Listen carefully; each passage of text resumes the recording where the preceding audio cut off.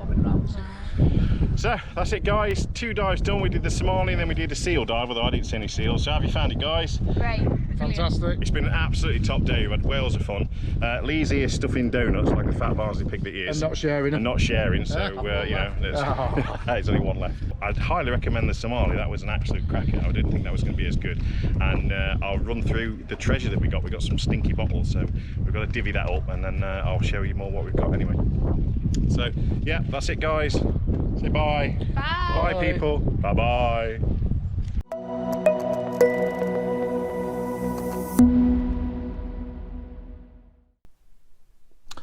So hey guys, welcome to UKDiver and welcome to part 2 of the Somali dive trip, where I explain to you what's gone wrong and how things slide a little bit funny and why it was trying to kill me. So let's get into it.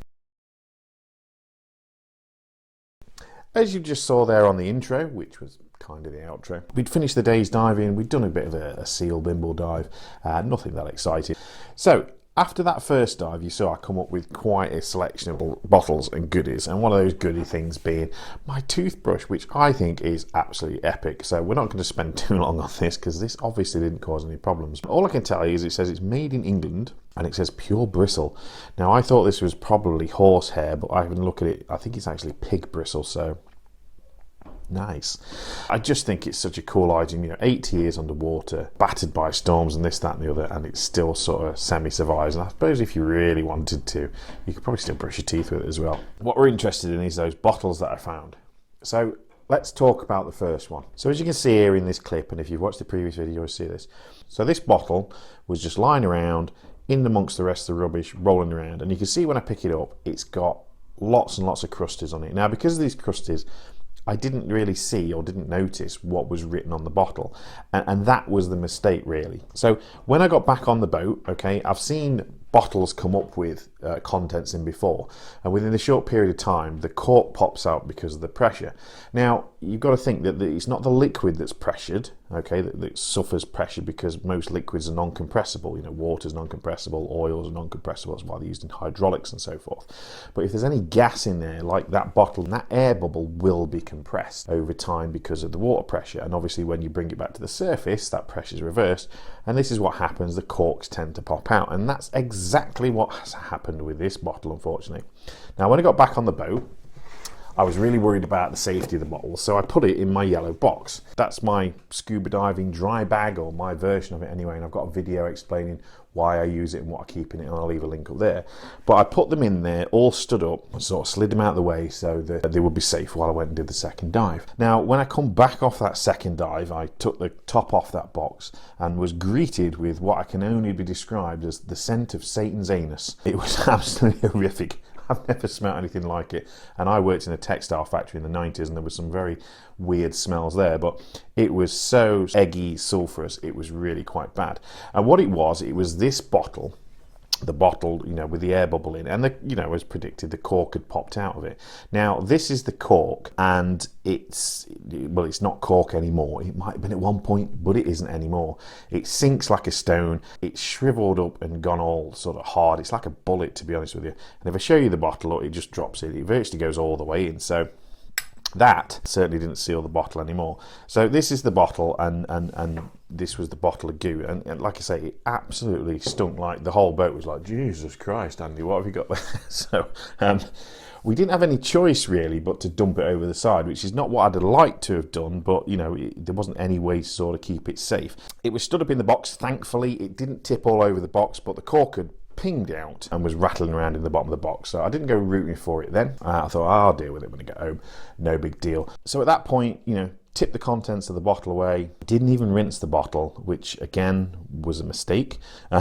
Just put the bottle back in my box, went back to shore, got back, I divvied it with Vince, and he took one of the little brown ones and the other glass bottle that he saw me dig out of the concretion, did that little outro, and then drove home, and everything was peachy fine, so all good with the world. Got back home, sorted all my dive gear out, and I thought, oh, hang on, I've got my bottles.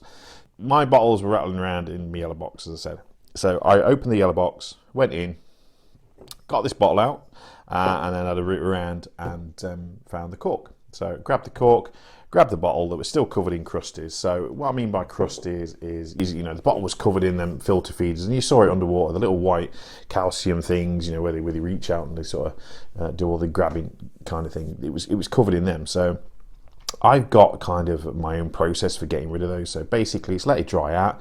Most of the things die off. You can normally just scrape them off there, but it always leaves a residue. So normally then it's a dunk in white vinegar overnight, and it just cleans them all up. And then if there's any crud on the inside of it, it goes for a couple of spins through the sonic cleaner, and that's normally gets your bottles and knickknacks quite clean. So that's what I did. Grab the cork, grab the bottle, just put them on the side. Okay. Now the mistake was not A, rinsing them off straight away, and B, not wearing any protective gloves when I did it. Because as it turns out, what is in this bottle, once I got all the crusties off and could actually read what it says, and I'll show it here, but if not, I'll put some pictures. But the bottle quite clearly says poison. Poison, written on both shoulders. Now, I don't know what type of poison it was. I don't know if it's actually poison or whether it's just a poisonous substance, but it definitely says poison. And once I'd sort of put them on the side and I went about my business for an hour, I noticed my fingers were, I don't know, I had this weird feeling that I kind of remembered from back in the day.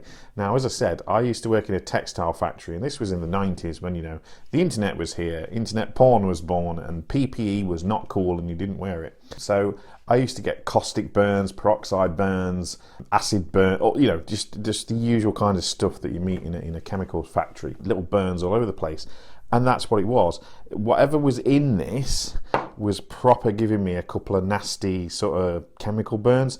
Now, I tried to take a photo of it for this video, but I caught it pretty early. So it was basically just sort of, I don't know, maybe 5 or 6 layers of skin. So it didn't really look too much, except when all the skin was peeling, but I got rid of that. So no photos for you guys. It wasn't that bad. But could you imagine if that had gone over in my box? Because I would have just been in there pulling stuff out, you know what I mean? I got it all over my hands. So, because I literally just touched these things, you know what I mean? Just literally put them on the side, that was it. And this was like properly taking layers of skin off. So whatever it was nasty. So yeah, it tried to kill me by giving me poison.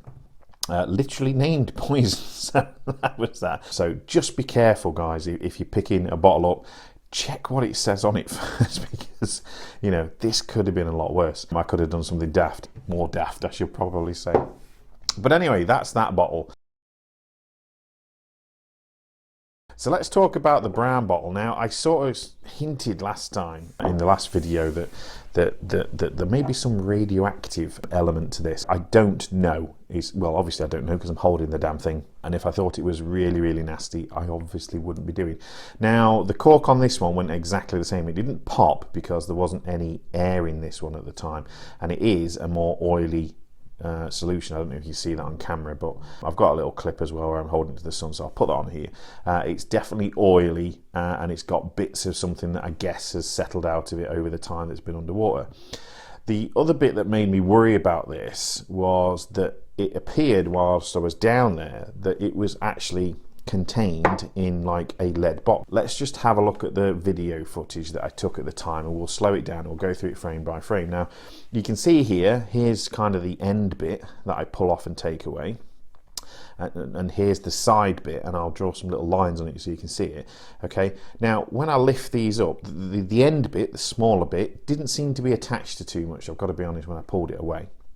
But the side bit, the longer bit, definitely was sort of attached along one of the long edges, and it felt like I was pulling it away from sort of a cloth interior or a fabric interior that may have lined the inside of it.